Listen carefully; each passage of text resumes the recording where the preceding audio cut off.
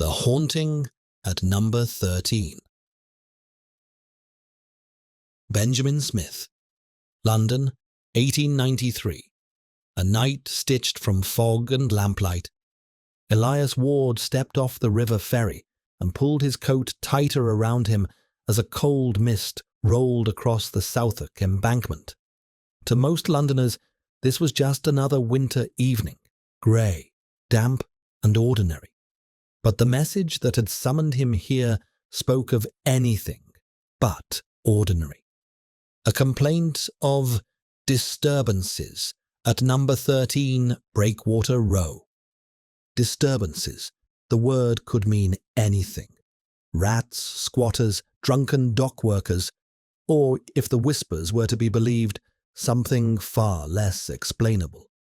The locals were already calling the house cursed, though Elias had little patience for superstition. He dealt in facts, in evidence, in things that could be seen and touched. Ghost stories belonged in alleyway gossip and cheap newspapers, not in his casebook. Even so, there was a tightness in his chest as he turned onto Breakwater Row. The street was narrow, its cobblestones slick with river moisture. The houses leaned over it like old men huddled against the cold, their crooked forms catching what little light seeped through the fog.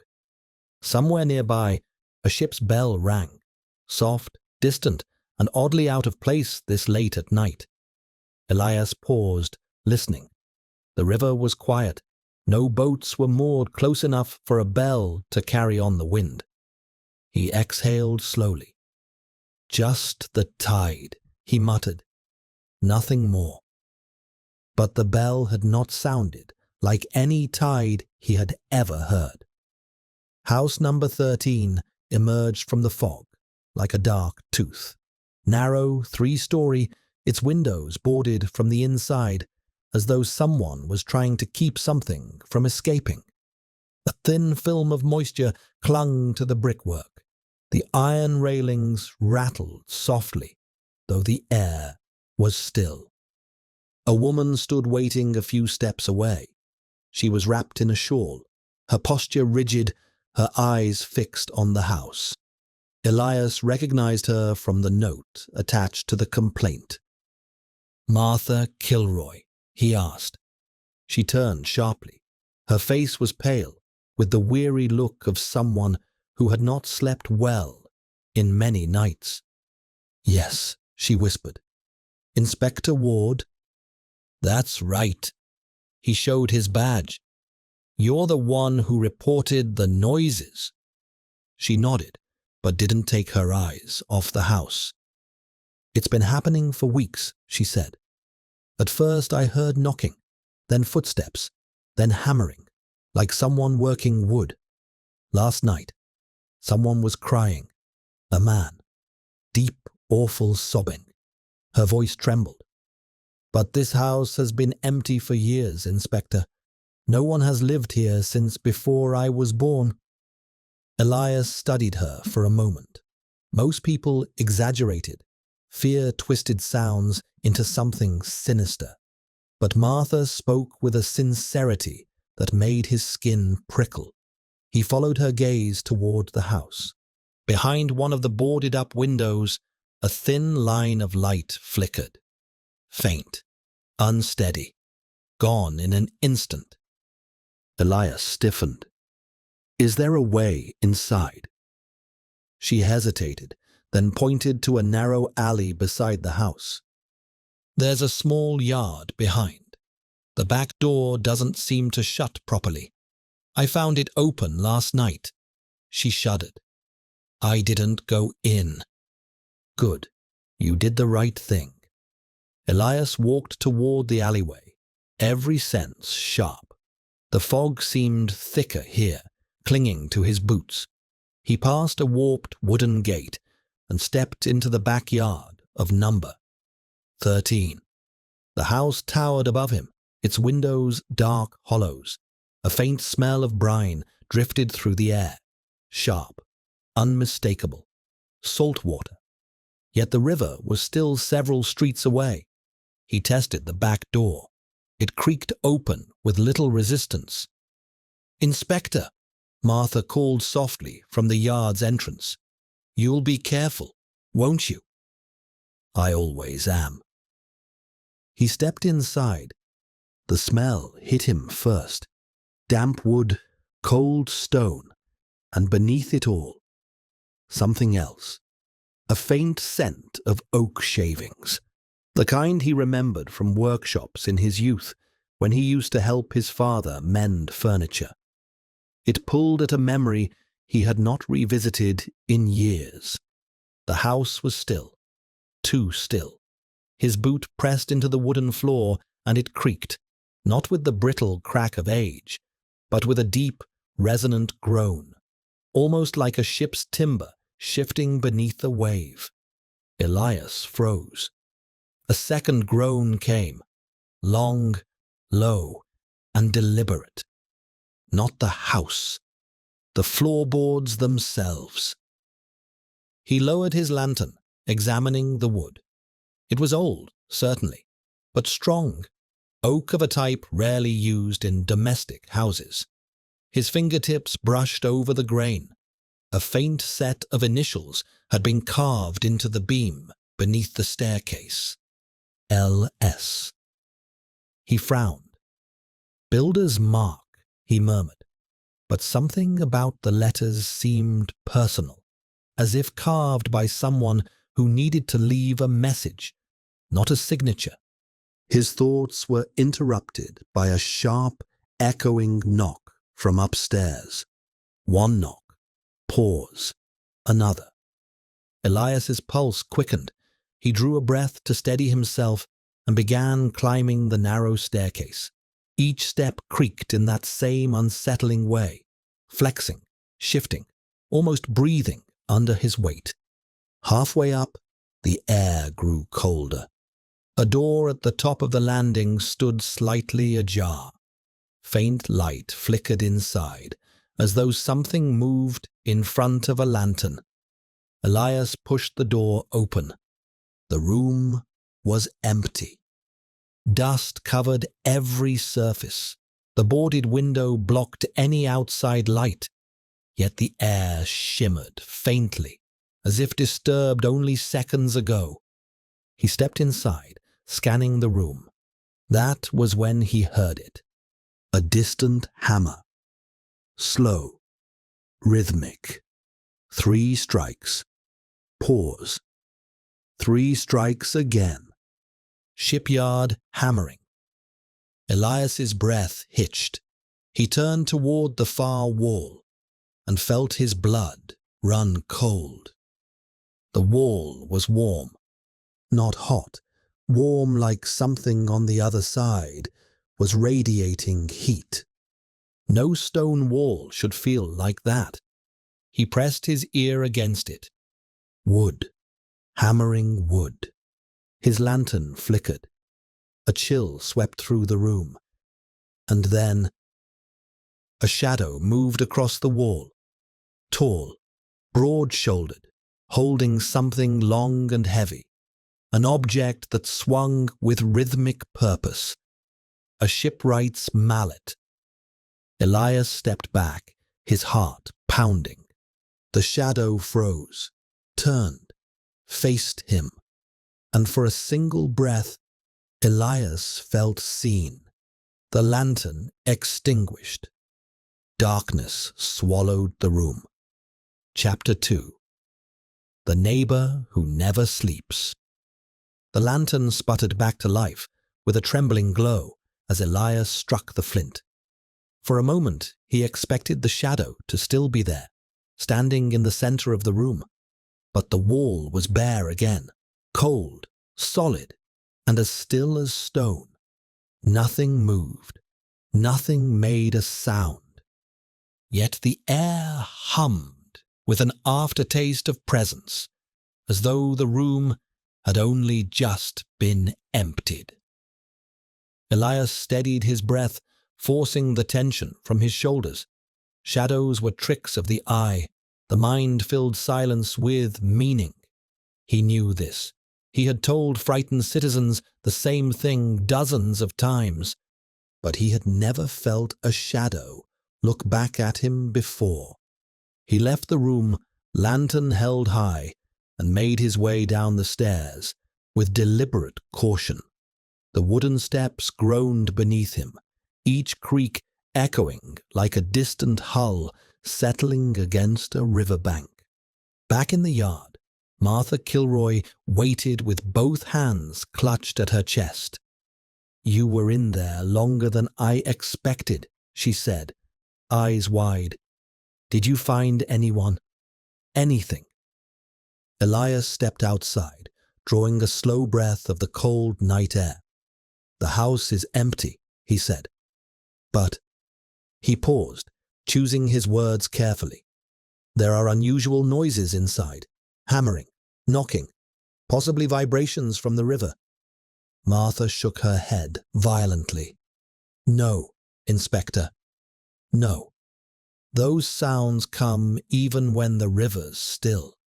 Last summer, in the hottest week, when everything was dry and cracked, I heard those same knocks.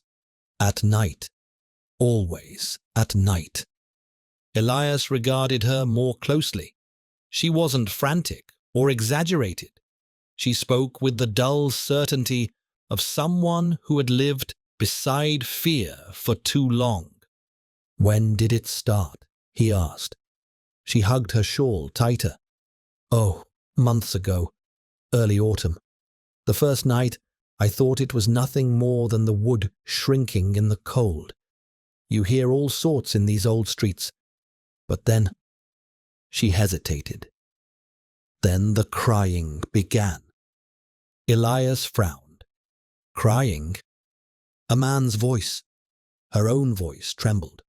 Long, shuddering sobs. Not like someone hurt, more like someone grieving. I could hear it through my bedroom wall. She pointed toward her house, just 2 doors away. "At first I thought a stranger had slipped inside number 13, but no one ever left. No one ever came." The fog swirled between them as though listening.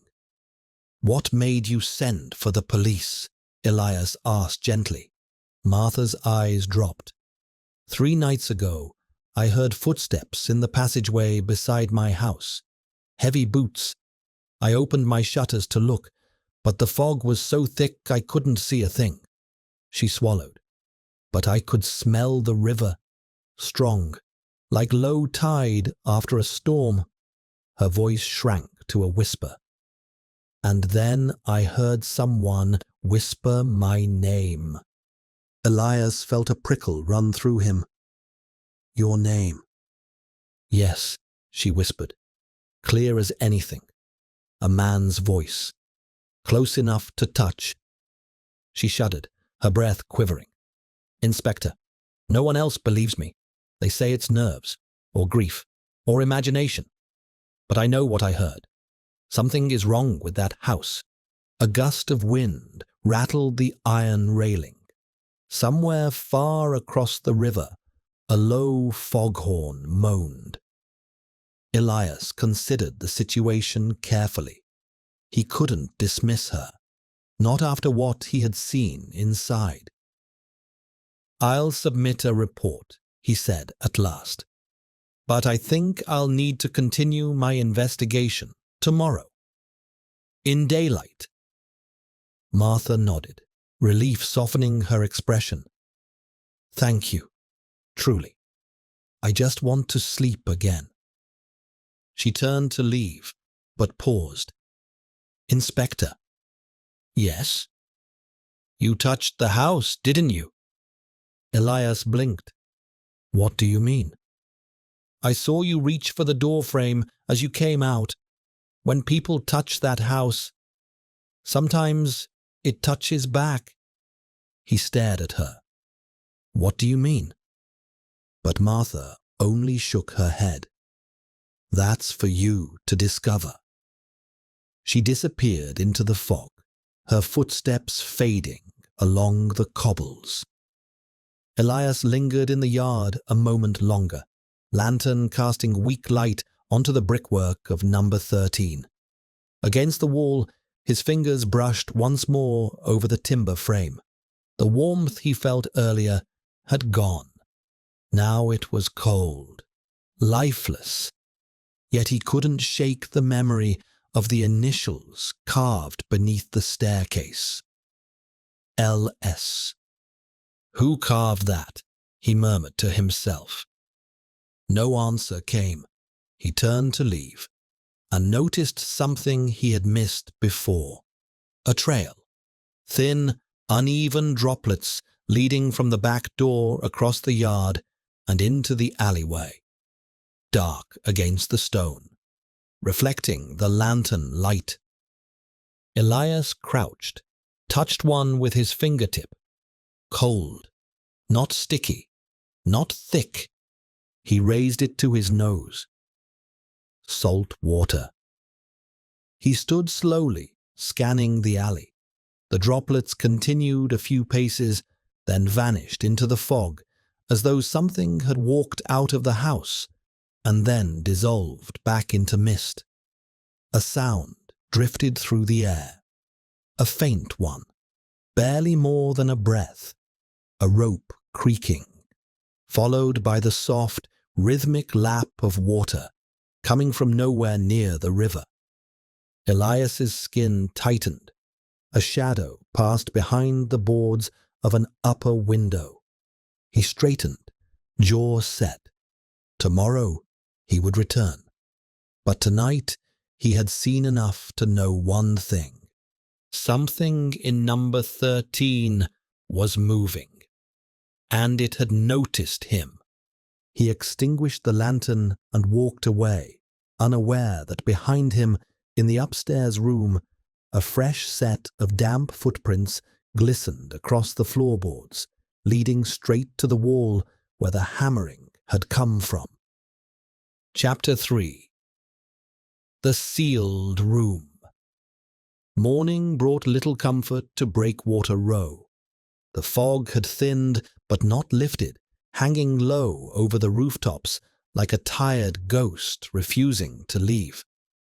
Elias returned to number 13 just after 8, boots crunching through frost as he stepped into the narrow street. In daylight, the house looked less menacing, but no less wrong. The windows were still boarded, the doorway still crooked, the walls still bowed inward as though sagging under old secrets.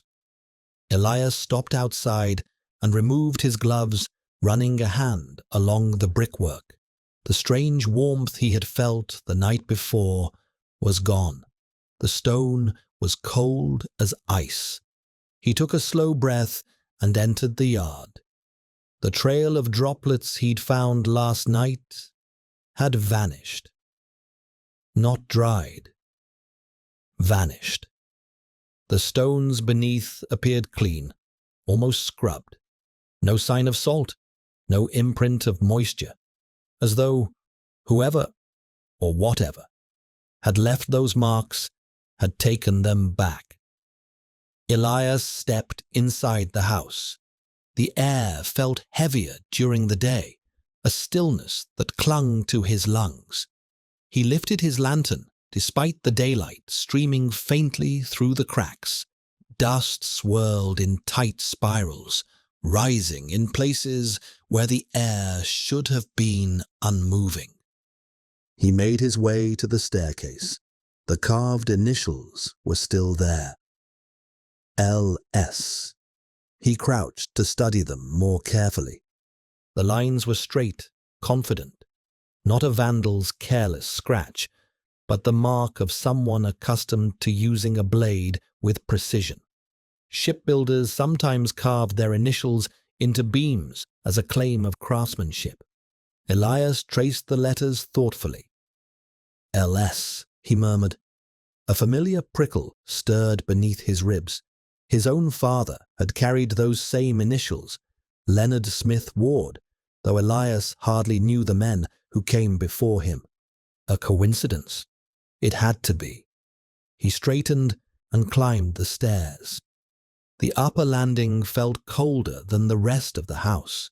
The air drifted with a faint smell of river mud. Elias stepped into the room where he'd encountered the shadow the night before. It appeared unchanged. Dust lay thick across the floor. Cobwebs clung to the corners. The boarded-up window allowed only slivers of grey light. Yet something about the space felt incomplete, as though he were standing not in a room, but in the memory of one. He explored the perimeter slowly, running his hand along the plastered walls. That was when he felt it again. Warmth, a soft pulse beneath the surface, like heat rising from living wood. He pressed more firmly. The wall gave a little. Elias froze. He tapped lightly with his knuckles. A hollow sound answered him. He stepped back. The blueprint formed instantly in his mind. Not as an investigator, but as the carpenter he had once been. The proportions of the room were wrong. The far wall sat too close. The measurements of the house's exterior did not match the interior. Someone had sealed off part of the house. He retrieved a small folding tool from his coat and pressed it gently along the seam between wall and floor. The plaster crumbled far too easily. Beneath it, old timber revealed itself. Not rotten, not even warped. Preserved. He removed more plaster and found the faint outline of a door frame. No handle, no hinges. A doorway, deliberately hidden. Why wall off a room? Elias whispered. And what needed to be kept out, or in? The answer did not come, but the house seemed to breathe around him, boards groaning softly underfoot. He pushed lightly against the panel. It held. He pushed harder, still unmoving. There must be another way in. He stepped back, studying the wall's grain. The wood was dense, unusual, not the typical softwood used in London homes. This was oak, old oak, the kind used in ship construction, not domestic rooms. Elias frowned. What was ship timber doing inside a townhouse? He ran his hand along the grain, and for a heartbeat, just one, the sensation that traveled through his fingertips was unmistakable. The roll of a wave beneath a hull. A shiver traveled up his arms. Impossible, he whispered. The moment passed, leaving only cold wood beneath his palm. He stepped back, heart quickening, and studied the outline of the hidden door once more. The hammering he'd heard the night before came rushing back to him. The warmth, the shadow of a man working a mallet. Someone had used this concealed space. Recently, he drew a breath. Right. Time to see what you're hiding. He pressed his shoulder to the panel and pushed with all his strength. The wood groaned. Dust rained down. A crack formed near the edge, small but definite. He pushed harder. This time, the timber shifted. A faint exhale of cold air escaped through the opening, brushing past his cheek like the breath of something waiting. The crack widened. Elias wedged his tool into the gap and pried. The wall shuddered, and then, with a low, mournful creak, the panel swung inward. Darkness waited beyond. A room, untouched, unlit, unseen for decades. Elias lifted his lantern, the flame trembling. Inside the sealed chamber, the dust was undisturbed, except for one set of footprints. Large, bare, wet. They led from the center of the room to the wall where Elias now stood. and ended abruptly at the threshold, as if the person who made them had stepped through the solid wall before it was broken open. Elias's breath caught. Something had been in this room recently, something that left no trace but water and wood-deep warmth. He stepped inside, heart hammering. A workbench stood against the far wall. Upon it lay old tools, shipwright's tools, mallets, chisels, clamps, arranged with eerie precision, untouched by time. And there, beside them, lay a set of folded papers. Elias unfolded the top one. A ship blueprint, detailed, meticulous, and unmistakable. The prow, the keel, the curve of the hull. Words scrawled at the top. Design for vessel number 13. By Luke Smith, Southwark Yard, 1839. Elias stared, throat tightening. Luke Smith. L.S.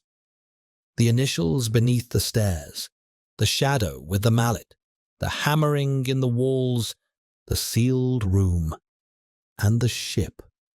The same name whispered through the house like a buried memory resurfacing. The Night Sparrow. Chapter 4. First Manifestation.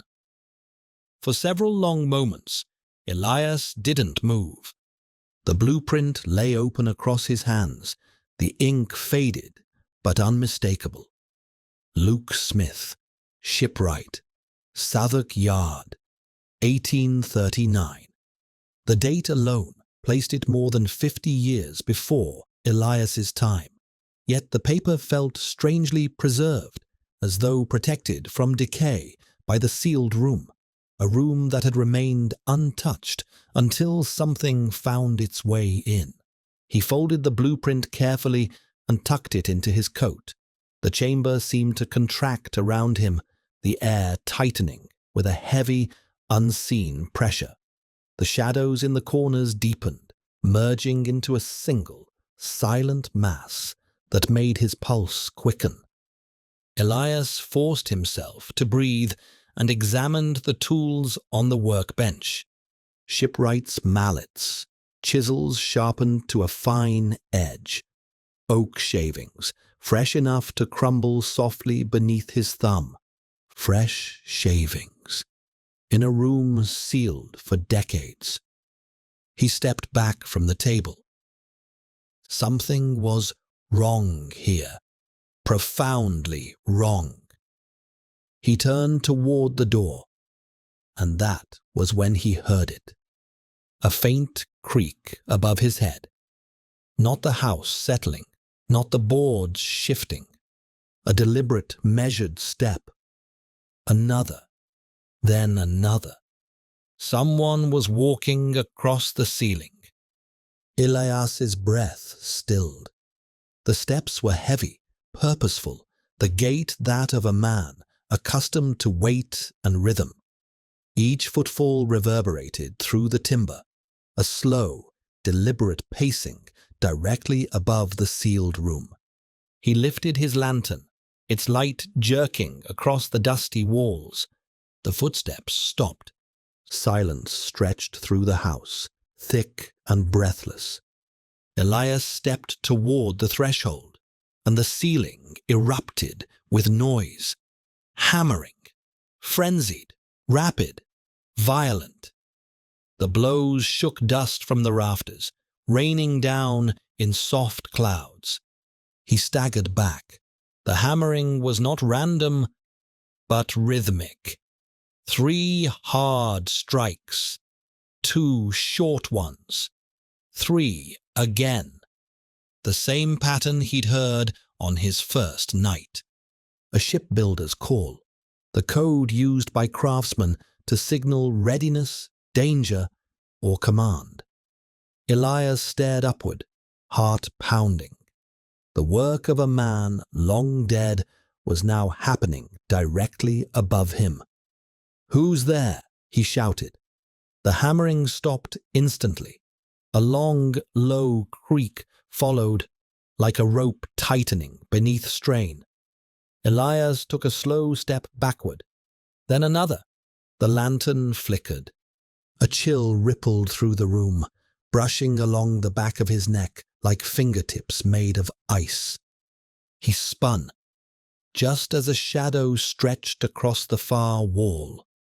Tall, broad.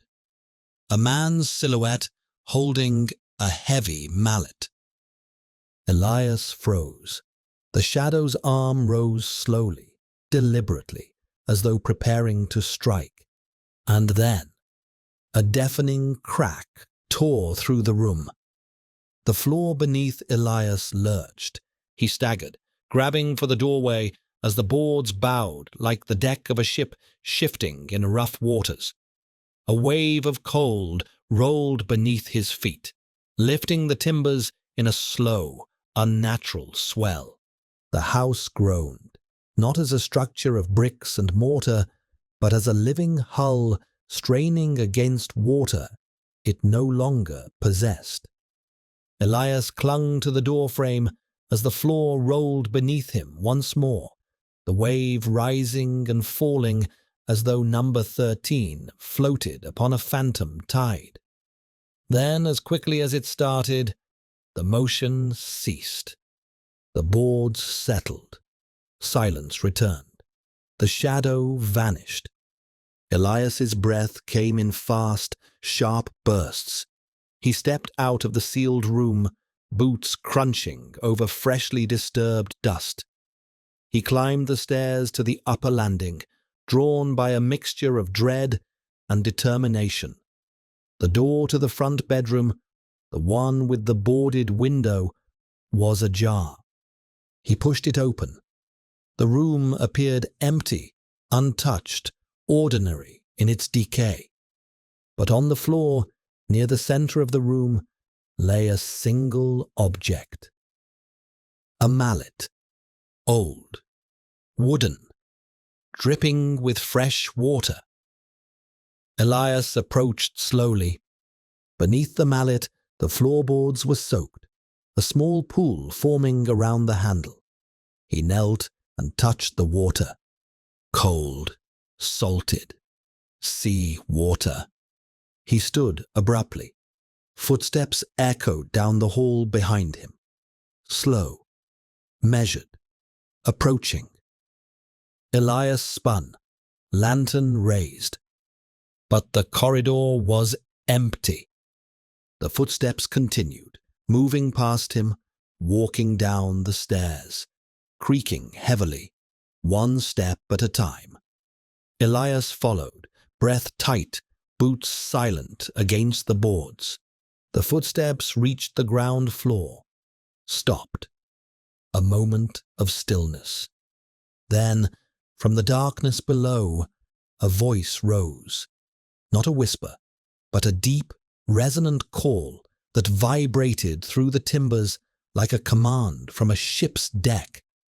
"Sparrow, hold fast." Elias's lantern flickered violently. The house exhaled, and somewhere in the far passages of number 13, a bell rang. The same ship's bell he had heard in the fog on his first night. Clear, cold, impossible. The Night Sparrow had returned. Chapter 5. Dockside Records. By mid-morning, the fog over Southwark had thinned into a pale, drifting veil. Elias walked briskly along the embankment, the smell of coal smoke and river mud thick in the air. He needed answers, not superstition, not rumors, but facts. Something he could hold on to. Number 13 had given him none, but the docks might. Southwark's maritime office stood near the old wharf, a squat stone building blackened by decades of soot.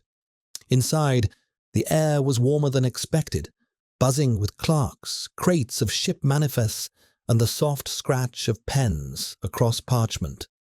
A balding man behind a tall desk peered over his spectacles as Elias approached. "Inspector Ward," he said, recognizing the badge immediately. "What brings the Metropolitan Police to the shipyard records?" "A matter pertaining to a vessel from the 1830s, Elias replied. "I'm looking for information on a shipbuilder named Luke Smith, Southwark Yard, and any vessel registered under the name Sparrow or Night Sparrow." The clerk's eyebrows rose. "You're digging into old ghosts, Inspector. That name hasn't crossed this desk in years." "Then perhaps it's time it did." The man swallowed, nodded, and disappeared into the maze of shelves. Elias waited, lantern in hand, watching dust drift in the shafts of weak winter light. Somewhere outside, the distant clang of metal on metal echoed from the shipwright's forges. After several minutes, the clerk returned, holding 2 leather-bound ledgers and a bundle of brittle papers. "These are the records from 1837 to 1842, he said. "We don't keep much from that period anymore. Fire and damp take their toll." Elias opened the first ledger carefully. The entries were neat at first: names of vessels, masters, tonnage, construction sites, until halfway down a page, his breath caught. Vessel number 13, Sparrow, renamed Night Sparrow upon private purchase. Shipwright, Luke Smith. Work commenced January 1839.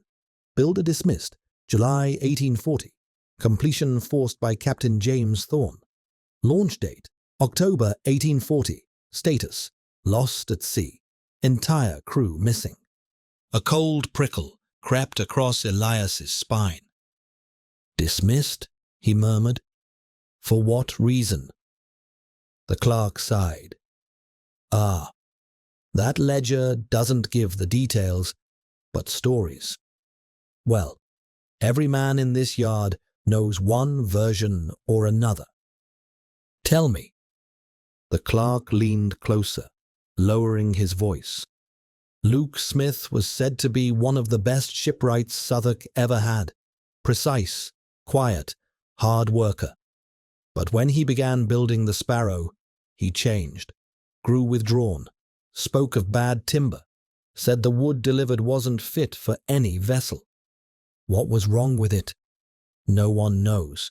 Some say it was too dense. Others say it was carved from an older structure, salvaged wood from a foreign wreck. Luke refused to use half the planks."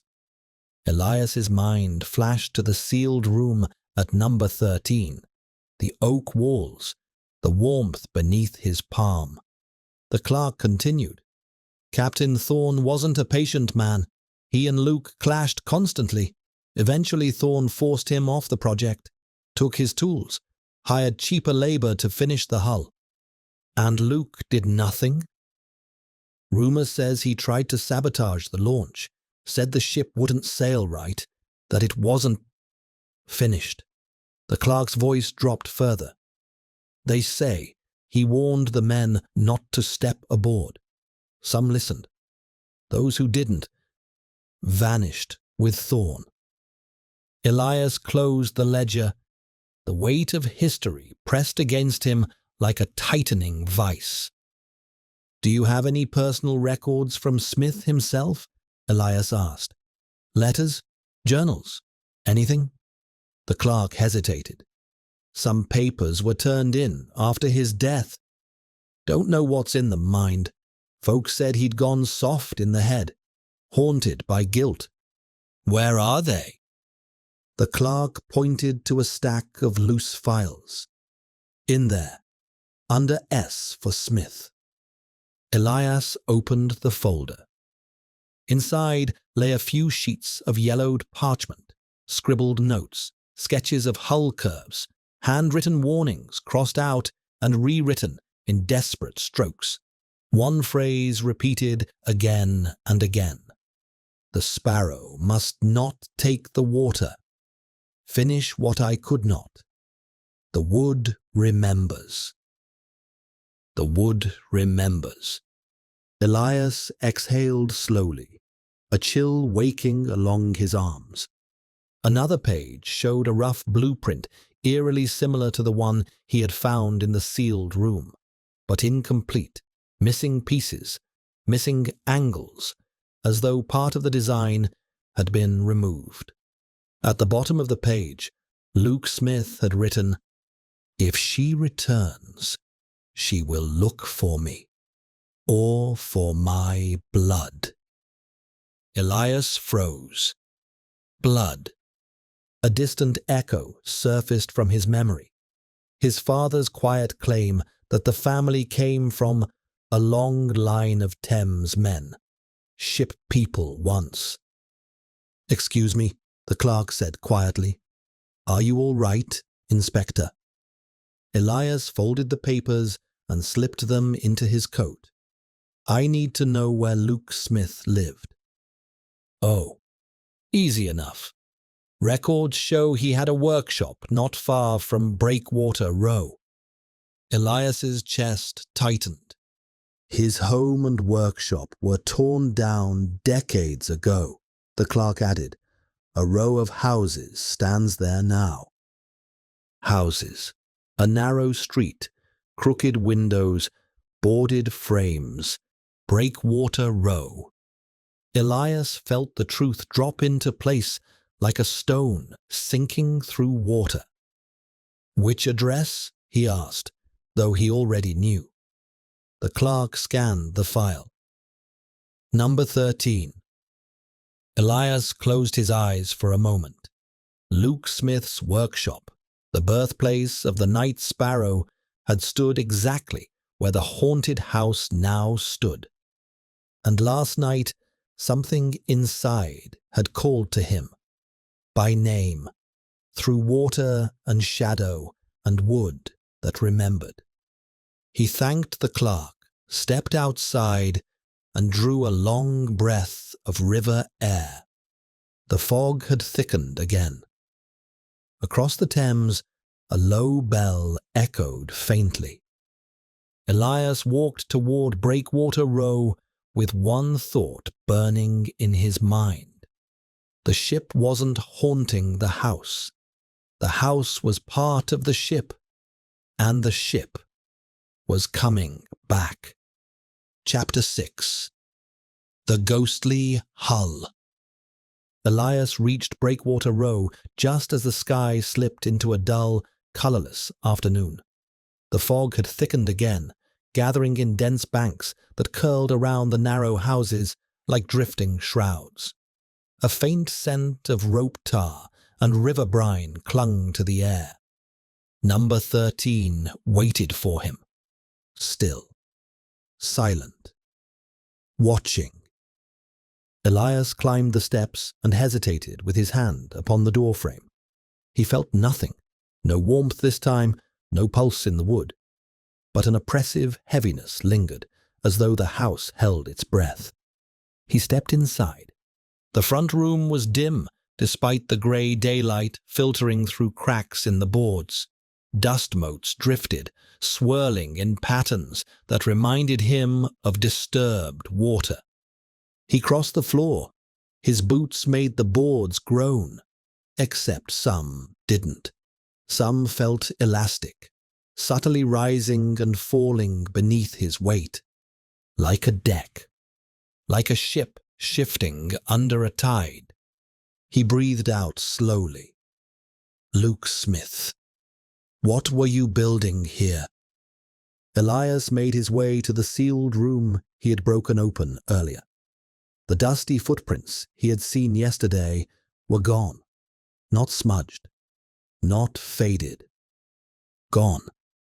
The floor was smooth, undisturbed, as though no one had stepped here for decades. Except one thing remained. The smell. Salt water. Cold and unmistakable. He lifted his lantern and scanned the space. The shipwright's tools still lay arranged neatly on the workbench, but something new caught his eye. Faint carvings gouged into the timber frame of the room. He leaned closer. Curved lines, arcs, measurements. It took him a moment to realize what he was seeing. Hull lines, the curved ribs of a ship engraved into the walls themselves, as if the room had been used as a scratchboard for the original design. Some markings were precise, others were desperate, frantic strokes cutting deep into the wood. Elias stepped back, lantern trembling slightly. The walls felt tight, as if closing around him. Then, a creak, directly above. He looked up. A long shadow glided across the ceiling, stretching from one corner to the other. Not a human shadow this time, something longer, wider, its shape bending with an unnatural sweep, like the curve of a prow sliding through mist. Elias's breath caught. The house's upper floor groaned, a low, reverberating sound. And then another creak followed, but heavier, deeper, like timber under strain. He stepped into the hallway. The walls rippled, only slightly, but enough for him to stagger back in shock. The wooden panels seemed to flex inward and outward, as though responding to an unseen tide. He blinked hard. The walls stilled. A trick of the light. Nerves? He wasn't sure, until the next sound arrived. A deep, resonant thud, followed by another, and another. The entire house seemed to shudder with each impact, dust raining from the ceiling. The thuds grew louder, slower, rhythmic, too heavy to be footsteps. Elias moved toward the stairs cautiously. Halfway down, he stopped dead. The mist outside the boarded windows had thickened to the point where he could barely see the street, and yet something took shape in it. A line. A dark, straight line rising through the fog. Then another, parallel, higher. The outline of a hull, massive, silent, impossible. He stepped closer to the window, pressing his face near the cracks in the boards. What he saw made his stomach drop. Through the fog, towering above the house, stood the ghostly silhouette of a ship's bow. Immense, spectral, its planks gleaming faintly as though wet. It wasn't solid, but it wasn't an illusion either. Light bent around it. Fog clung to it. The air trembled with its presence, and it was angled directly at number 13, as if bearing down on it from another world. A low groan echoed outside, the sound of ropes straining and wood flexing under pressure. Elias's heart hammered. The vessel was not merely visible, it was moving. The ghostly hull slid forward, gliding silently through the fog, its massive form intersecting the upper story of the house. But instead of breaking through, it passed into the structure, merging with the timbers, swallowing the walls in its haunting silhouette. Elias stumbled backward. The house shuddered violently. Floorboards buckled, nails screamed, walls trembled as if stretched over a frame that didn't belong to them. A low moan reverberated through the entire building, not from any person, but from the ship itself, a sound born of oceans and storms and drowned timbers. God, Elias whispered, it's inside the house.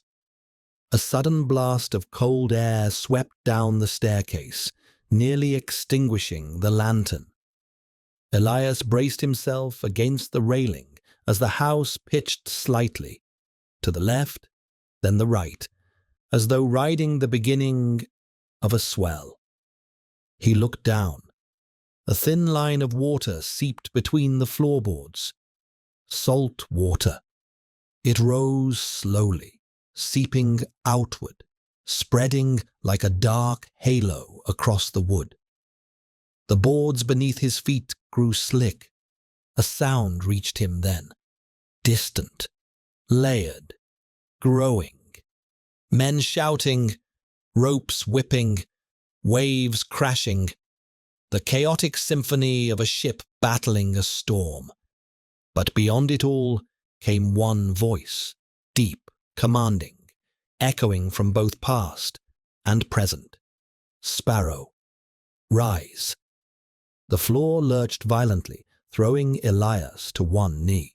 His lantern struck the ground with a sharp clang and rolled toward the wall as the house heaved upward like a vessel breaching through water. He scrambled to his feet, grabbing the banister just as the floor rolled beneath him again. Somewhere above, beams cracked. A window shattered.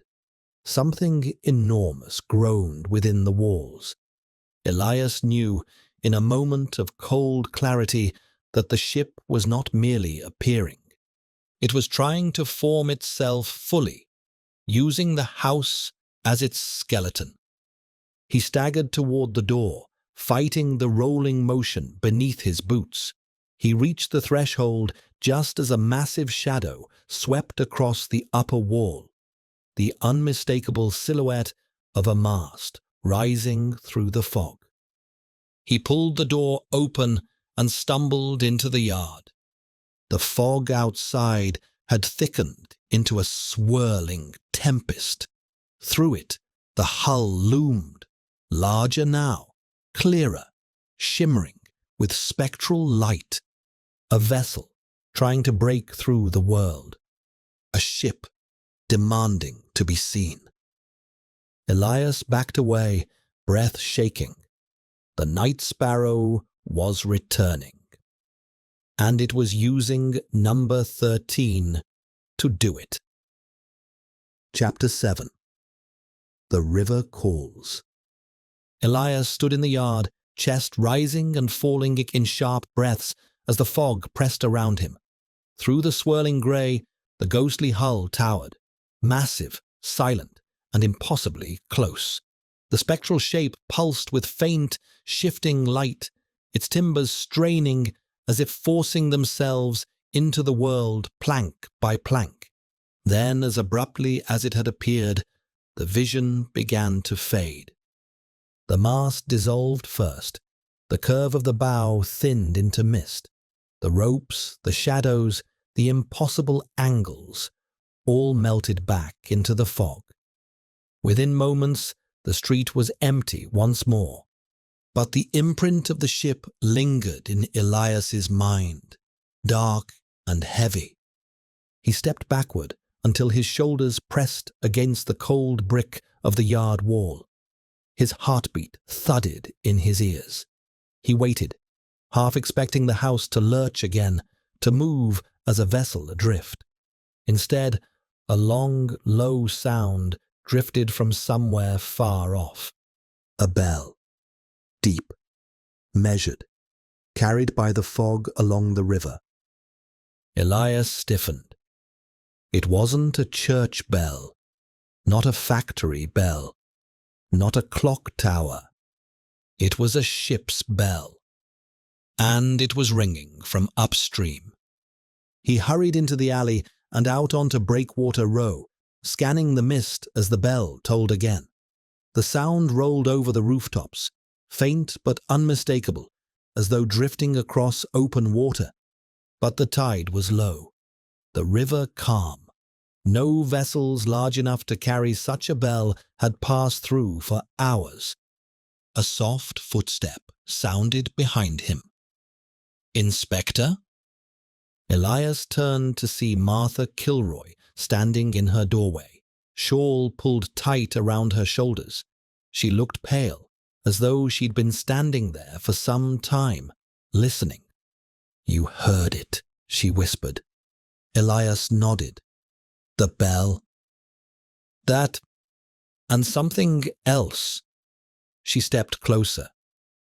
You weren't the only one who felt the house move. He frowned. You felt it? She nodded quickly. My walls shook, not like an earthquake, more like a ship listing. The whole street shifted, just a few inches, but enough to take my breath. Elias scanned the street. A hanging lantern swayed, even though there was no wind. Martha's voice trembled. Did you see it? Whatever it was? Elias hesitated. I saw something. A shape? He nodded. Was it a ship, Inspector? Elias's silence was answer enough. Martha pressed a hand to her mouth. I knew it. I knew it wasn't just noises. People can explain noises. But a presence, that's something else entirely. She looked toward number 13 with fear in her eyes. My husband. God rest him. He was a waterman. Said the Thames carries things it never should. Old things. Buried things. He used to say the river remembers every soul it's taken. The river remembers, Elias repeated softly. The phrase echoed Luke Smith's journal. The wood remembers. He exhaled, frost clouding the air. I need to see the river, he said. Martha touched his sleeve. Be careful, Inspector. The fog's thicker by the embankment. People get turned around and fall in. I won't be long. He walked quickly toward the Thames, each step feeling heavier than the last. The fog grew thicker, swirling around him in dense coils. The closer he came, the stronger the smell of brine. When he reached the embankment steps, he stopped. The river should have been calm, glass-like, reflecting the muted sky. Instead, the surface rippled in shallow, circular patterns as though something beneath the water were breathing. A faint current spiraled outward, unnatural in the slack tide. Elias crouched near the stone steps and touched the water. It was ice cold, saltier than usual. The fog swirled low over the surface, forming a thin sheet of shifting white. The bell tolled again, louder now, closer. He stood, scanning the mist. No boats, no barges, no floating debris. Just the bell. Then, from far along the water, a dim light appeared, flickering, unsteady, moving slowly upstream. Elias narrowed his eyes. Another light appeared beside it. Then another. 3 ghostly lanterns swaying in a straight line, exactly as they would along the starboard rail of a vessel approaching in heavy fog. But the lights floated too high, too quiet. Their reflections did not touch the water. The bell rang again, directly ahead, and Elias felt his breath catch. The fog parted just enough to reveal a silhouette. A prow, tall, curved, sharp as a blade, a ship's bow rising from the water like a haunting memory. But it wasn't solid, not fully. Its timbers wavered in and out of sight like a half-forgotten dream trying to reassemble itself.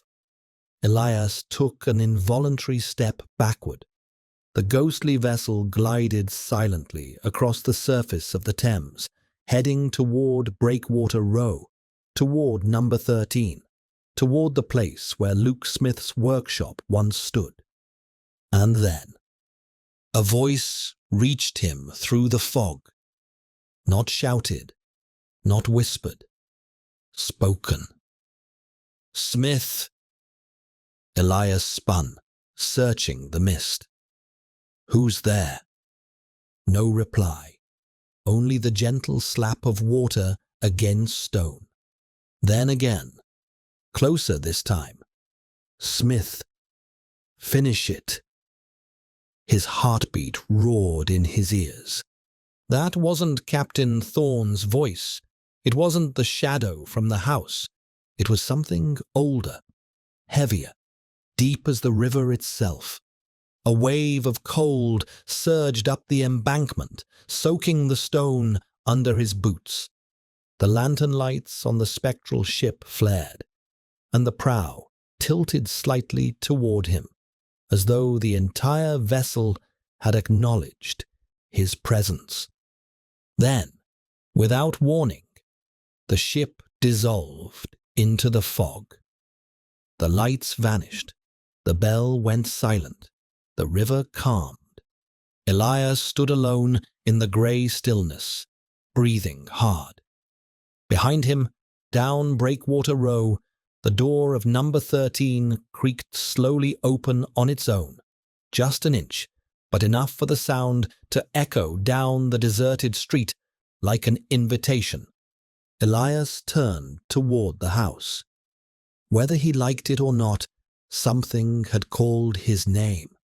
Not his title, not Inspector, but Smith. A name he carried in blood, down through generations. A name the river had not forgotten. Chapter 8. The 13th Door.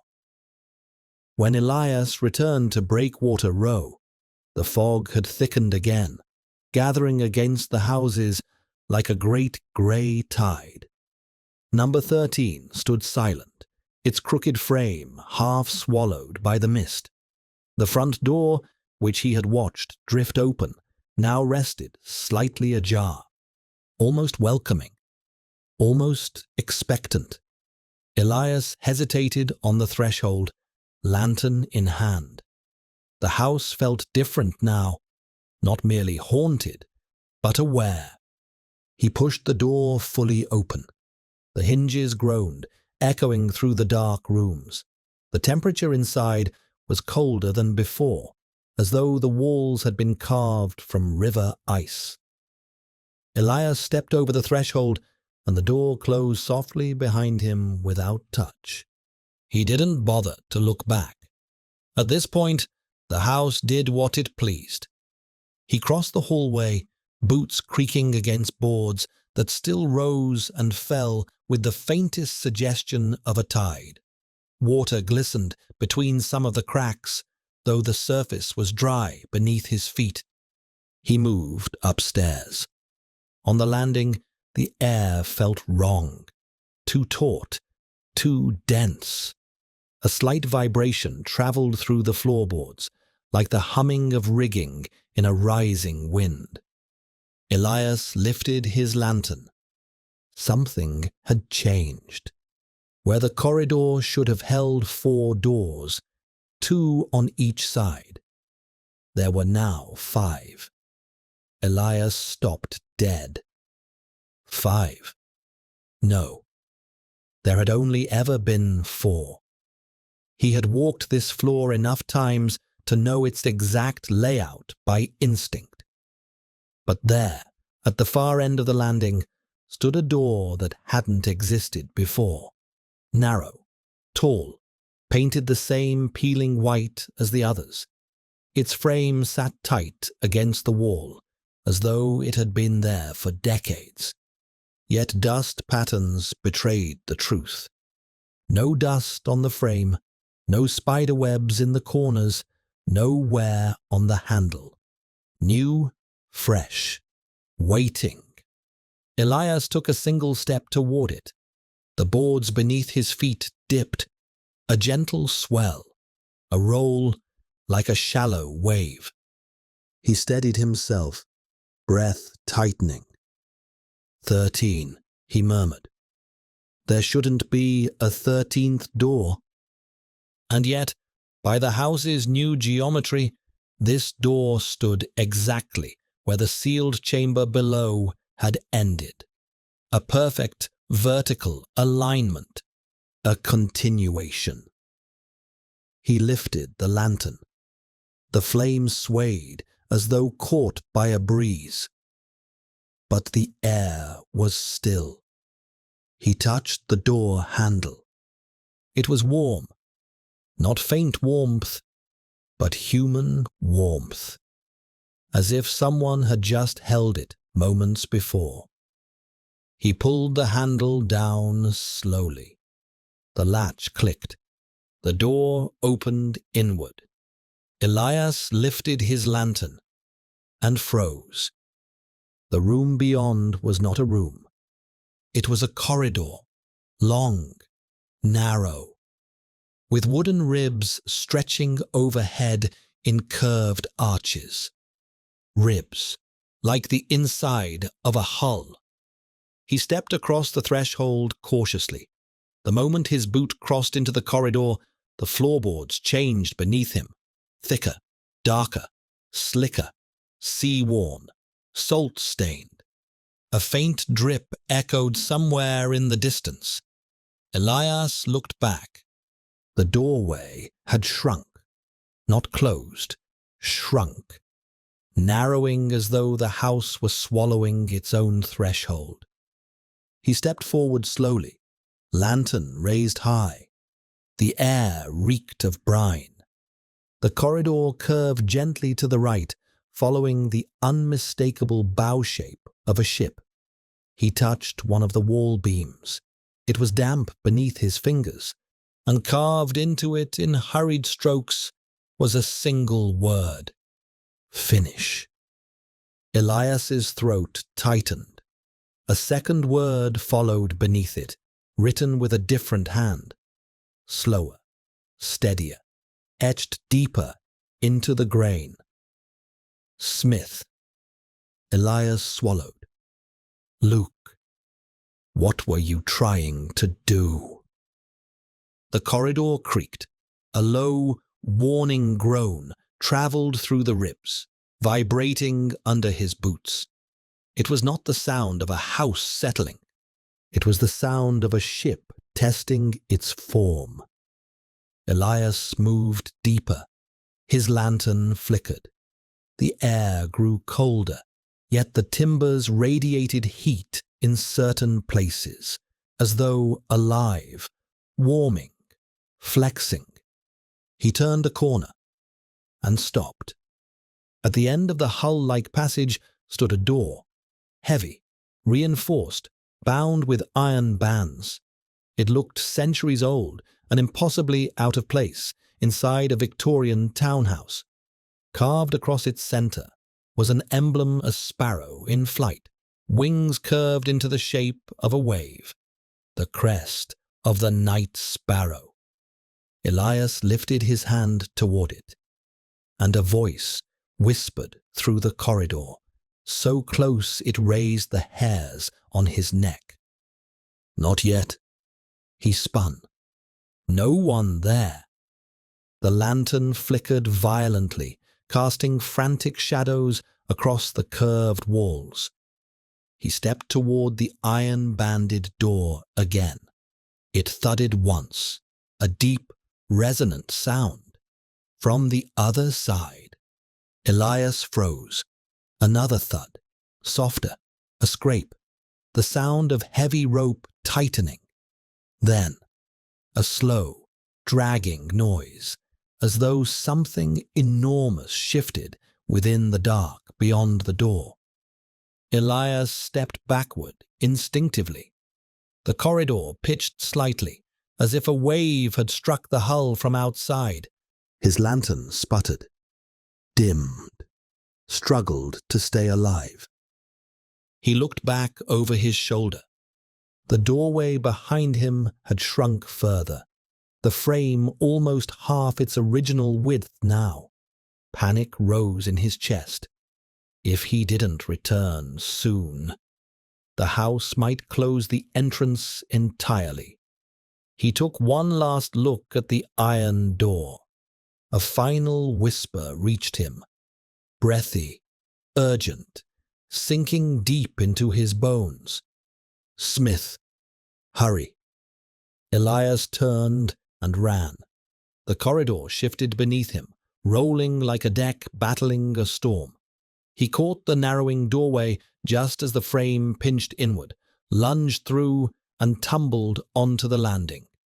The moment he hit the floor, the door slammed shut behind him. He scrambled to his feet. The handle was cold now, dead, unmoving. No matter how hard he pulled, the 13th door would not open again. Elias stepped back, chest heaving. The corridor, the ribs, the iron door, the whispered warning. They were real as the ship that had appeared in the fog. The Night Sparrow was not just haunting the house, it was growing inside it. Chapter 9. The Crew of Shadows.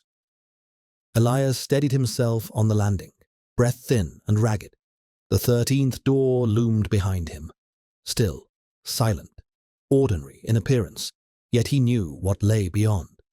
A corridor that had no right to exist, a hull forming itself from the bones of a house.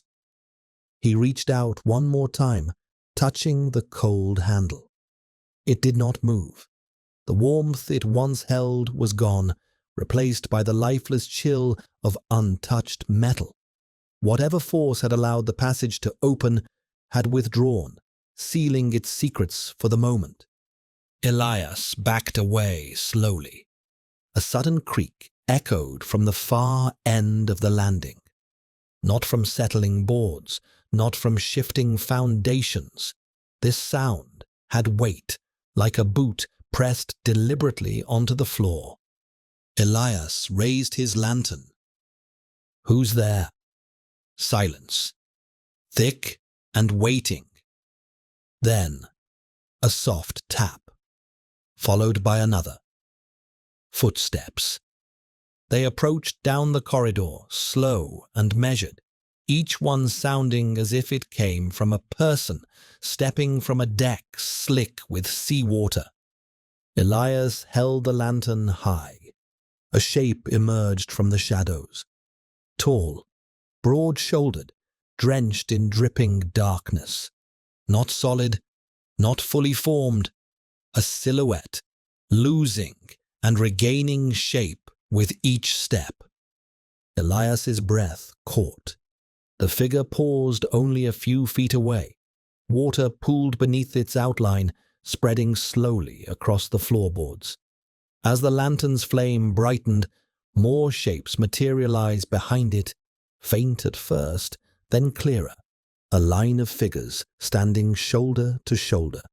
Men, sailors by their shapes, heavy coats, boots, broad stances forged by years on water.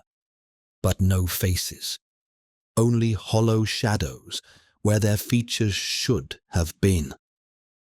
Elias felt a chill seep through his bones. The first figure lifted an arm.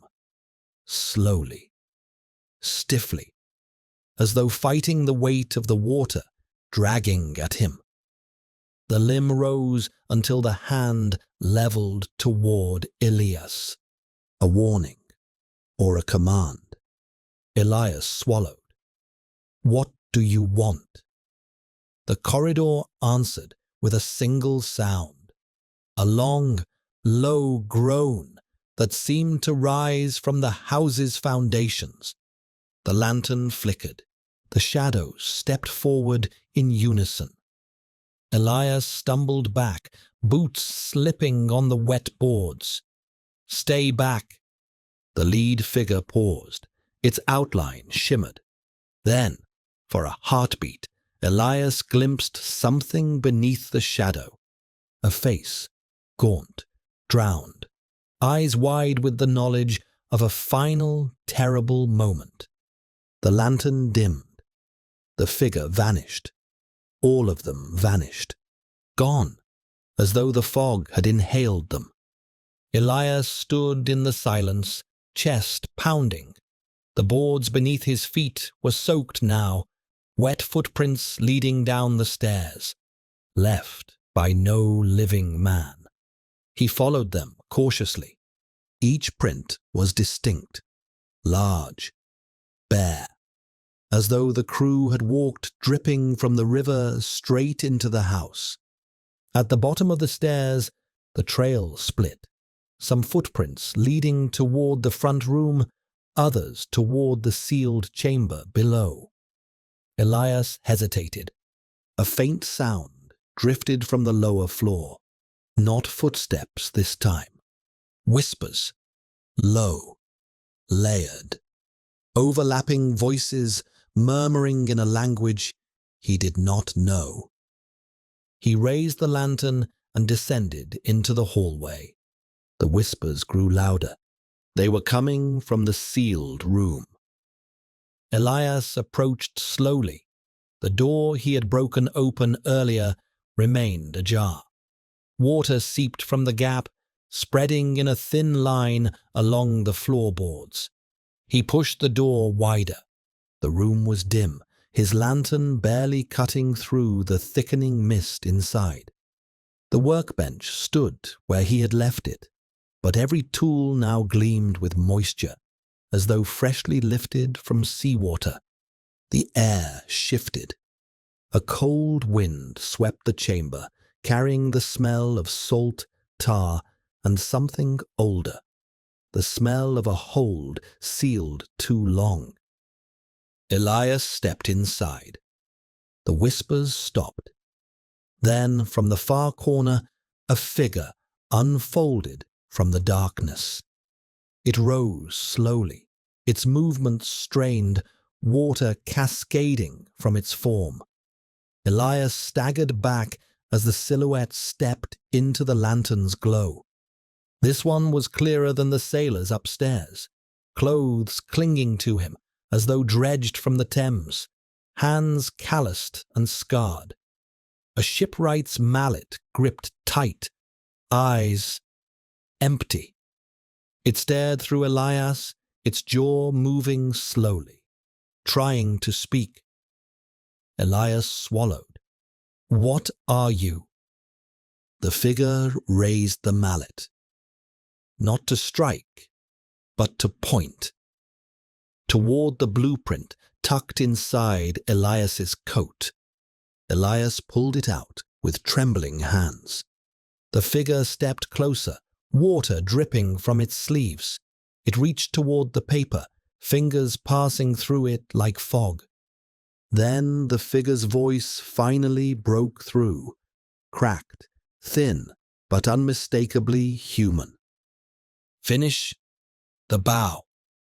Elias froze. The figure gestured again, a desperate, jerking motion, and then collapsed into a burst of mist, dissolving into the shadows. Silence fell. Elias stood alone in the sealed room, the blueprint trembling in his grip. Finish the bow of the Night Sparrow, a design Luke Smith had never completed. Footsteps sounded behind him. He spun. The crew stood in the hallway, dozens of shadowed forms lining the corridor in a silent formation, waiting, watching. Elias stepped back instinctively. The entire house groaned. The corridor's shadows shifted. A deep voice, not a whisper, not an echo, spoke from somewhere inside the timbers. "Smith, the tide rises." Elias stumbled into the hall. The crew parted, creating a path for him, a path leading toward the 13th door, the one that would not open. Not until now. As Elias reached it, the handle clicked, turning on its own, inviting him back. He stared at the door, heart hammering in his chest. The Night Sparrow wasn't merely haunting him. It was summoning him. Chapter 10. The Curse of the Sparrow. The 13th door stood half open, a thin sliver of darkness spilling across the landing. The spectral crew waited behind Elias in complete silence, forming a corridor of shadows that urged him forward without a single spoken word. Elias tightened his grip on the lantern. Its flame quivered, not from wind, but from proximity to something vast and ancient pressing against the edges of this world. He stepped toward the door. The crew did not follow. As Elias crossed the threshold, a cold breath washed over him, a mingling of salt water and something older, something like damp soil turned under moonlight. The door eased open wider until the familiar curve of the impossible corridor returned. The ribbed walls glistened faintly, as though condensation had formed on wood that had never truly dried. Elias's boots echoed softly, each footfall accompanied by a faint splash, even though the surface beneath him felt dry. He followed the gentle bend of the hull-like passage, lantern held high. At the corridor's end, the iron-banded door waited exactly as before, silent and forbidding. But something had changed. This time, the emblem carved into its center, the sparrow with winged waves, pulsed with a faint shimmer of light. As Elias approached, the lantern dimmed, its flame shrinking as though afraid. He placed a hand against the cold iron. The door trembled. A deep groan rumbled through the corridor, vibrating through the wooden ribs around him. It felt like standing inside the chest cavity of a great beast, hearing its heart stir. Then a sound bled from the other side of the door. Cries, not screams, working cries. Men shouting commands, ropes straining, saws biting, chisels striking. The feverish rhythm of a shipyard pushing through the night. Elias pressed his ear to the iron. He heard hammering in perfect cadence. Then a voice, strong, sharp, decisive. Captain Thorne. Get her in the water tonight. She sails at dawn. Another voice rose above the chaos, thick with fury. Luke Smith. She's not ready, Thorne.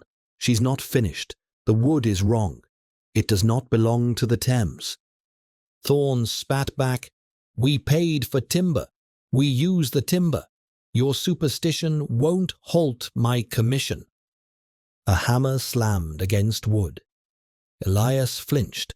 The sound vibrated straight through the door. Luke's voice again, desperate. The timber isn't from any English oak. It's been torn from sacred ground, a grove used by seafarers long dead. His voice broke. You brought a curse into my yard. Thorne laughed. Your yard? You were hired, and now you're fired. This ship will sail, Smith. And if you won't finish her, my men will. Another blow of the hammer. Luke shouted again, words thick with anguish. Then God help every soul who boards her. The hammering and shouting dissolved into a roar, as though swallowed by a great wind. Elias stepped back. The corridor darkened. The iron door pulsed once, then fell silent. He stared at the emblem, the sparrow, and something within him shifted. A heaviness rooted in blood, in memory, in the long chain of ancestry. His ancestor had built a ship and watched it stolen, desecrated, and launched under a captain who feared nothing and respected no one. Elias whispered, The wood remembers. The lantern flickered. The ribs of the corridor seemed to contract. Then Gently, the door unlatched with a soft click. Elias hesitated. A voice drifted from the darkness behind him, one he had heard only once before. Luke Smith's, "Finish what I could not." Elias swallowed hard and pushed the door open. It creaked, releasing a cold rush of air that extinguished the lantern entirely. Darkness engulfed him. But then, light bloomed. Dim at first, then brighter, revealing a strange, impossible space. He stood inside what looked like a vast hold. Wooden ribs curved high overhead, dripping with condensation. Ropes hung from unseen beams. Water puddled beneath his boots. In the center of the space sat the incomplete bow of a ship. Not full-sized, but a ghostly impression, shifting between presence and absence. He could see through parts of it, glimpsing the hull's spectral outline like an unfinished memory. Tools lay scattered nearby. Mallets, saws, chisels, all slick with seawater. Above them, suspended in the air like a mirage, floated the missing section of Luke's blueprint. The part titled "Bow Formation, Final Piece." Elias reached for it. It dissolved into his hand, not vanishing, but entering him, as if the knowledge itself had been passed across time. He staggered, gripping his chest. A vision hit him like a wave. Luke Smith in his workshop, carving the final bowpiece by lamplight. Sweat on his brow, terror in his eyes, the sacred timber resisting the chisel, groaning as though alive. The unfinished bow thrumming like a heart that refused to beat. Then, a hand seized Luke's shoulder. Thorn, forcing him aside, ordering his men to launch the incomplete vessel. Luke shouting, the men ignoring him, the ship groaning as it touched water for the first time. A birth scream from something that should not have lived. The vision shattered. Elias gasped.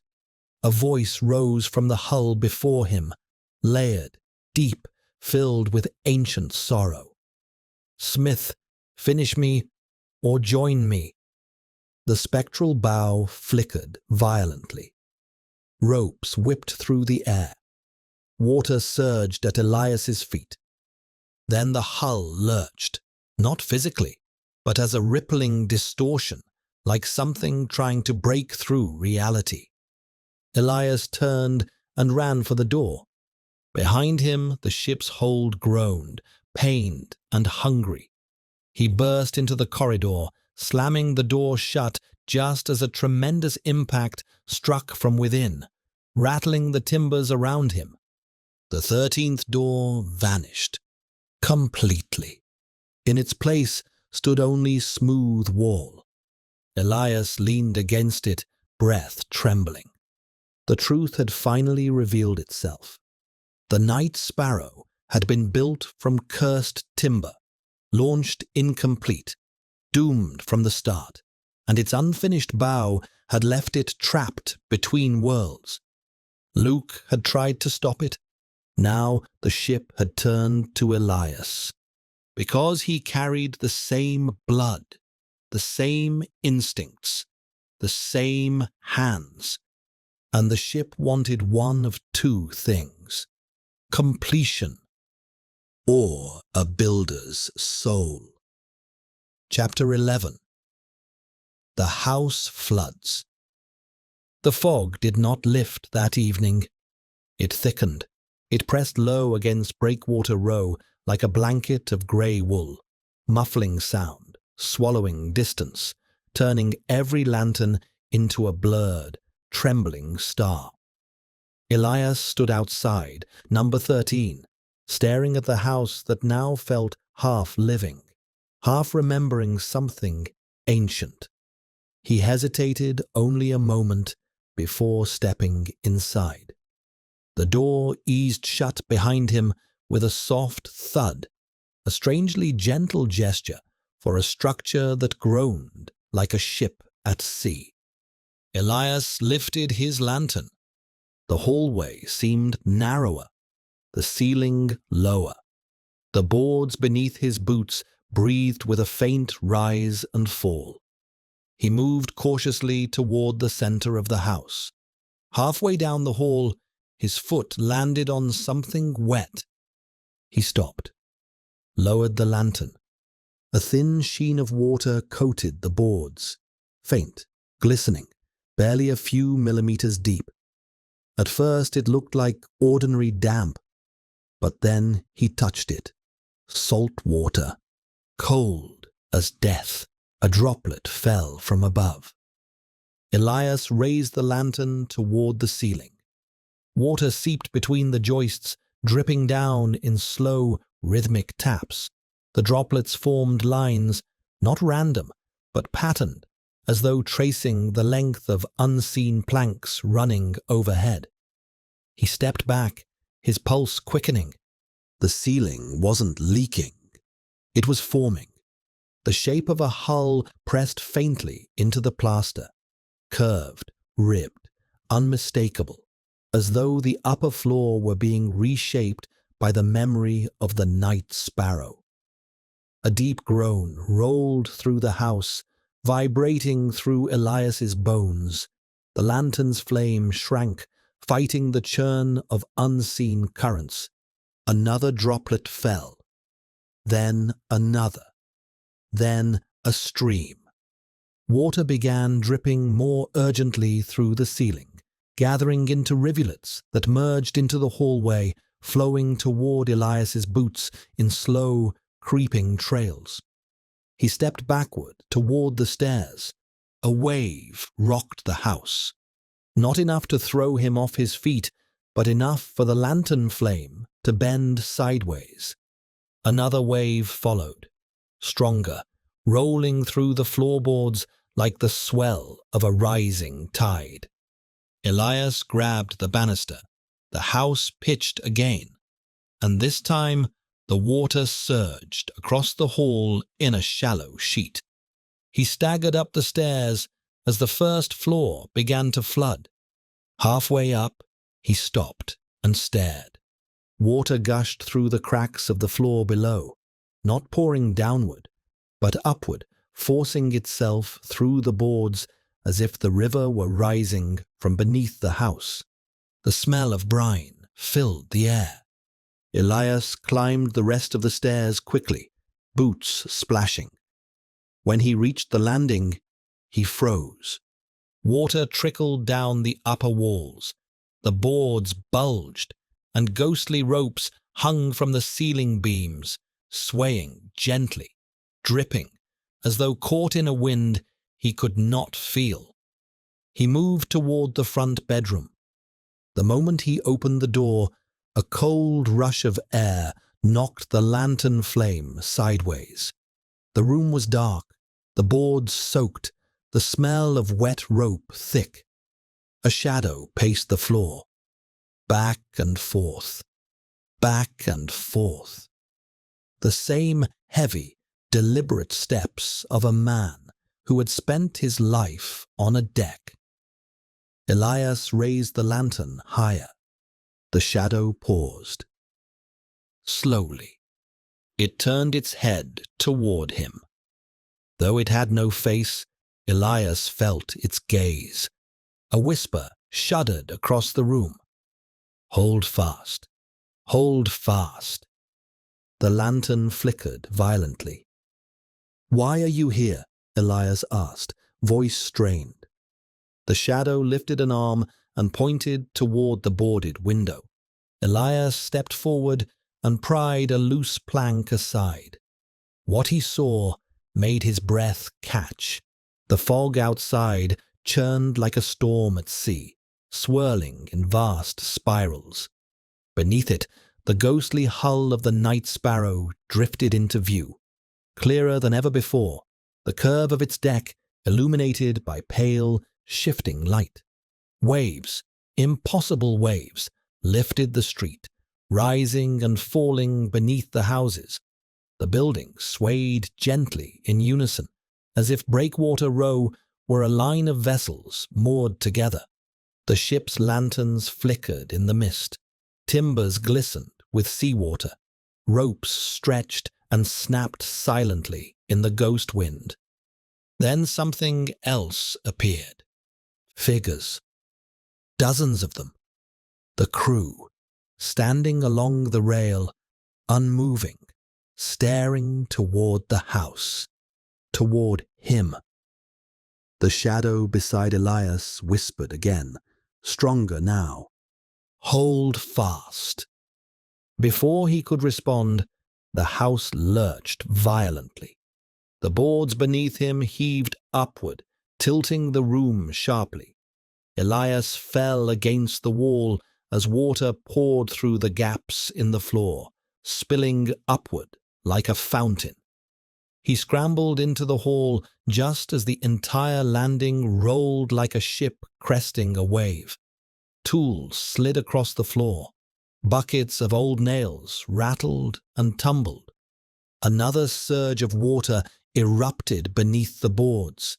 The house was flooding from within, not with rain, not with burst pipes, but with the rising tide of the Night Sparrow. Elias grabbed the railing as water climbed the steps behind him, filling the lower floor in a widening pool. From below, muffled voices rose, the crew whispering, calling, urging, warning. The 13th door materialized again at the end of the landing, glowing faintly, pulsing, like a heartbeat. Elias staggered toward it, but before he reached the door, a violent jolt swept through the house.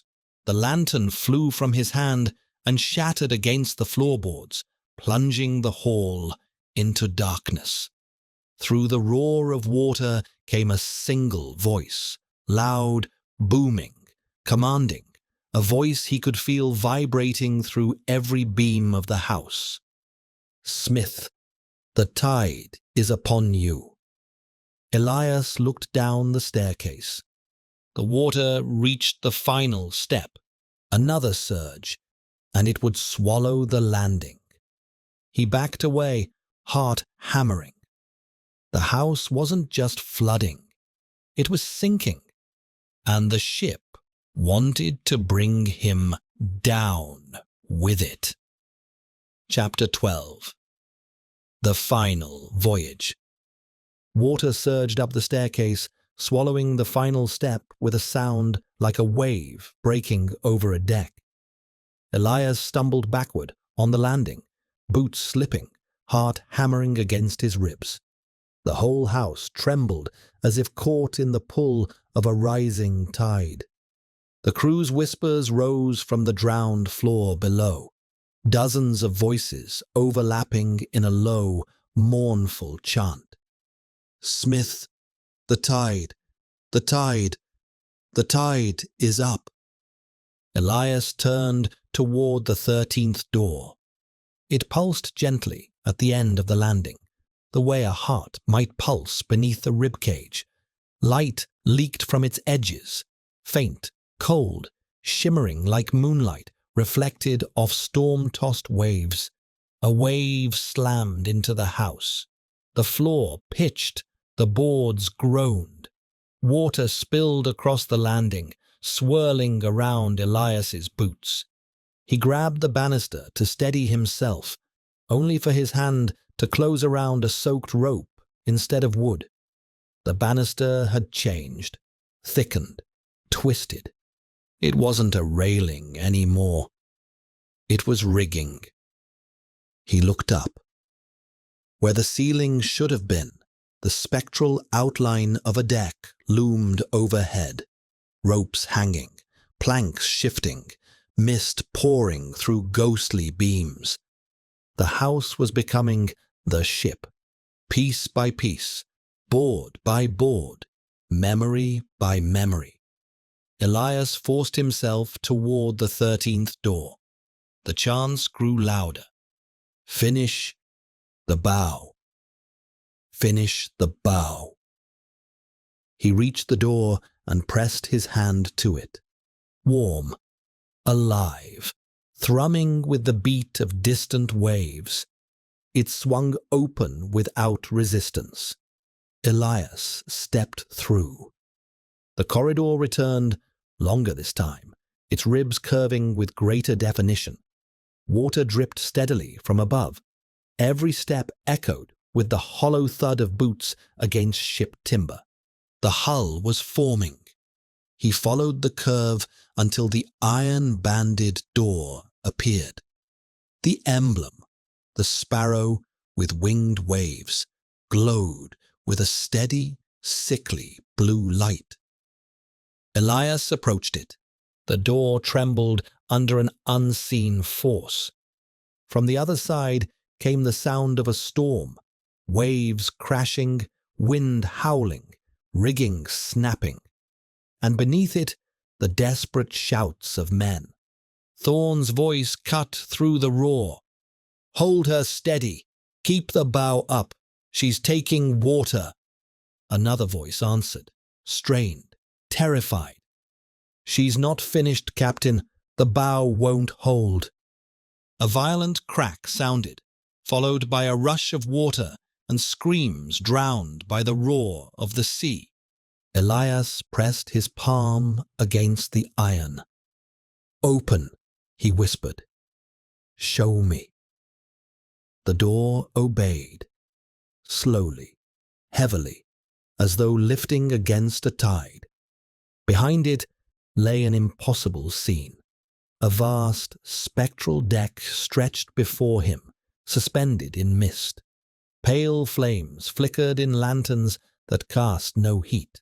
The sky overhead, churned with storm clouds, made not of vapor, but memory, a storm frozen between worlds. And there at the bow stood the Night Sparrow itself, incomplete, broken, bleeding seawater through gaps in her unfinished form. The crew moved about the deck, repeating the final minutes of their doomed voyage, tying ropes that snapped apart, hauling sails that dissolved in their hands, shouting into winds that no longer blew. Then Elias saw him. Captain Thorn, tall, broad, commanding even in death. But his eyes burned with the same unnatural glow as the ship. He turned toward Elias. "Smith." His voice boomed across the spectral deck. "You come at last." Elias stepped forward cautiously. "What do you want from me?" Thorn gestured to the broken bow, where the hull yawned open like a wound. "Finish what your ancestor started. Only the builder's blood can complete it. Only his line can bind the ship." Elias shook his head. "Bind it to what?" "Life," Thorn growled. "Return. Passage. Power." He stepped closer, and water dripped from his coat, though no rain fell. "Luke refused me, but you were called. The ship chose you. You will complete her." Elias felt the blueprint in his coat pocket heat against his chest, as though alive. The ship's ribs groaned. The crew turned toward him, every drowned face watching with hollow hope or hollow hunger. "Finish the bow," Thorn commanded, "or join the crew that failed."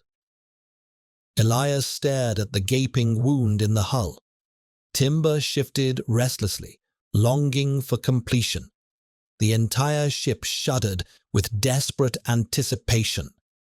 And then another voice drifted through the storm. Soft at first, then stronger, resolute. "Don't." Elias turned.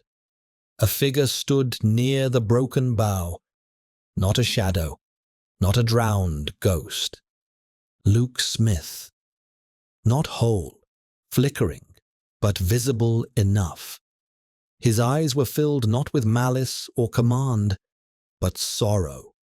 Thorn snarled. "You have no place here, old man. You abandoned your work." Luke stared at Elias. "No," he said quietly. "I refused to finish it because I finally understood what the timber wanted. It was taken from sacred ground, wood that belonged to the dead. The ship wasn't cursed because it was incomplete. It was incomplete because it was cursed." He stepped closer. "And if you finish it, Elias, it will live, fully, and a ship built from the dead will not return to the sea. It will claim the living instead." Thorn lunged forward, spectral water erupting beneath his boots. "Silence!" Luke raised a hand. The entire hull shuddered violently. The crew staggered. Lanterns flickered. Fog split along the deck like a wound opening. Elias felt the world tilt, the spectral deck and the real house overlapping in sickening waves. Luke's voice broke through the chaos. "Elias, destroy the blueprint." Elias's hand darted to his coat. Thorn roared, "Stop him!" The crew surged forward. The hull buckled. Water exploded across the deck. The lanterns blew out in a single breath. Elias tore the blueprint from his pocket. Heat pulsed through it. Thorn reached for him. Luke shouted again, "Destroy it, lad. End the Sparrow." The ship screamed, and Elias tore the blueprint in half. Thunder cracked through the spectral world. A shockwave blasted outward, ripping through mist, crew, timbers, and the very form of the ship. The hull split open. Water surged. Voices wailed. Thorn's scream twisted into nothingness as the deck collapsed beneath him. Luke reached toward Elias. "Run." Darkness swallowed everything. Chapter 13. Dawn on Breakwater Row. Elias hit the ground hard. Not the deck, not the corridor, not the spectral hold. Cold stone. He gasped and rolled onto his side as freezing air filled his lungs. The lantern light of the ghostly world had vanished.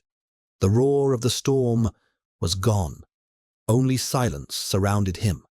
Deep, absolute, unnatural. He blinked rapidly, trying to clear his vision. He was lying on the floor of the front room in number 13. The boards were soaked, water pooling beneath him, rippling gently as though remembering a tide. Dust coated his hands. The house was quiet. Too quiet. Elias struggled to his feet, every muscle trembling. The hall behind him had collapsed. The staircase sagged inward. Rafters lay cracked across the floor, and from the ceiling a slow trickle of water dripped steadily down, forming a small puddle at his boots. Outside, through the boarded window, a faint glow touched the sky. Dawn. He staggered forward, pushing open the swollen front door.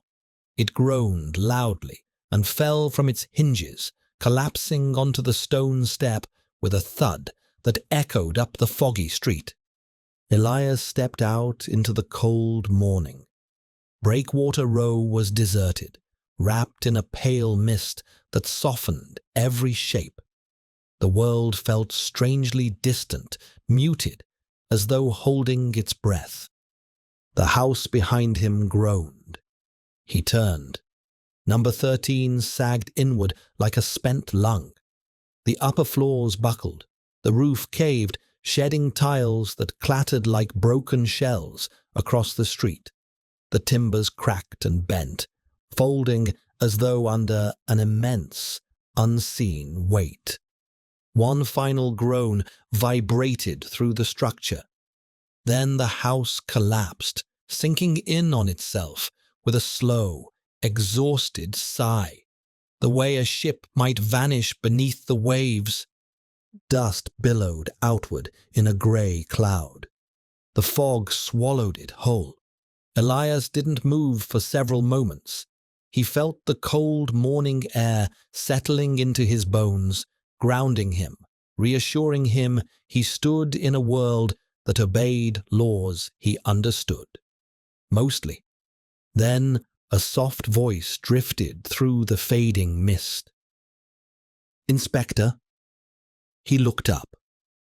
Martha Kilroy approached cautiously, shawl tight around her shoulders, eyes wide with fear and astonishment. "What happened?" she whispered. "I heard something." The whole street shook. Elias glanced back at the ruins. "It's over," he said quietly. "The house is gone."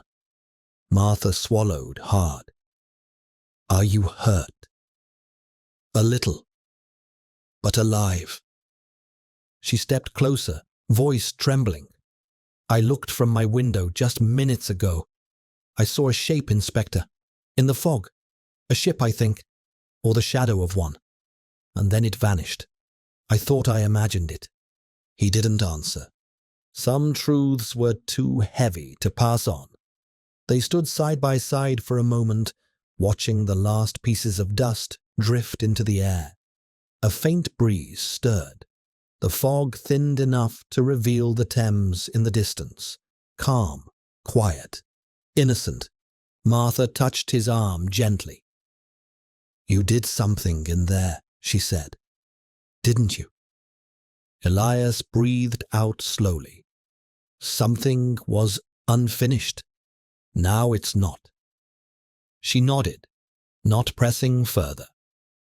They watched silently as the morning light grew stronger. Low rays of gold spread through the fog, glinting off the damp stones of the street. For the first time in days, Elias felt the weight on his chest ease. But then, a sound drifted across the rooftops, soft, faint, almost lost in the morning wind. A bell, a ship's bell, one single toll. Elias froze. Martha looked at him, eyes widening. "Did you hear?" "Yes," he said quietly. The bell faded, replaced by silence. Elias stared down Breakwater Row toward the river. Something stirred in the fog, a momentary ripple, the suggestion of a prow, the faintest outline of a mast. Then it was gone, as if retreating beneath still water. He closed his eyes. Luke. For a moment, just a moment, he felt the warm presence of his ancestor beside him. Not a ghost, not a shape, just a calm, steady feeling. A voice in his memory. "Finish what I could not."